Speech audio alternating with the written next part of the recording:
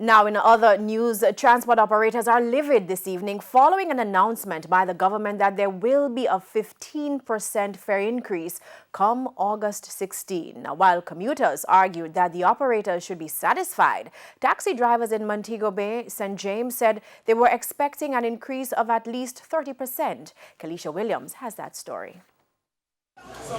Dozens of taxi operators line up in pursuit of passengers at the Montego Bay Transport Center in St. James. But business is slow, and the operators say they have even more problems on their hands: lack of support from the government. This after the Transport Ministry on Thursday announced a 15% fare increase come August 16. What is 15%? Not even a dip in the bucket. $15?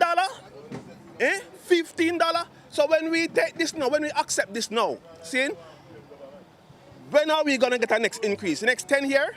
20 here?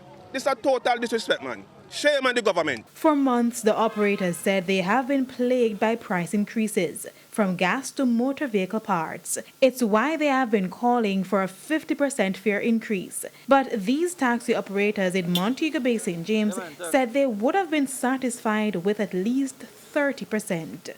This is a form of dictatorship. You're given the evidence and you ignore the evidence and you do as you please because you have the power to. Some person may say we don't deserve increase because taxi operators are indisciplined. Motorists on a whole are indisciplined. And furthermore, you cannot underpay people and expect to get quality service. The government must do better. They are looking at us and telling, with the rate that they give us right now, they make it like we are known, but we are not recognized. No more, just do what they want to do with us. And that is totally unacceptable.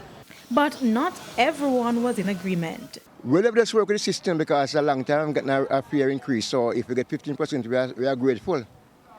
And I hope all the rest of taxi drivers them will just work with it because I think it will be of some benefit to us. And some commuters even blasted the government for considering a fare increase during a pandemic. We don't have a job now. I don't say the fare couldn't wait, but I don't see it at this time that the fare should wait now. I like the government to look at the condition and see where the country in and now. In the meantime, the Route Taxi Association Alliance has also described the 15% increase as a slap in the face, especially since the operators have not received a fare increase over the last 8.5 years. In a statement today, the Alliance said it is not satisfied with how things were done and would have expected some dialogue with the government before the announcement. The Alliance also stated that they will be writing to the government to register its disapproval and to work out a favorable solution as the operators are restive. Kalisha Williams, TVJ News.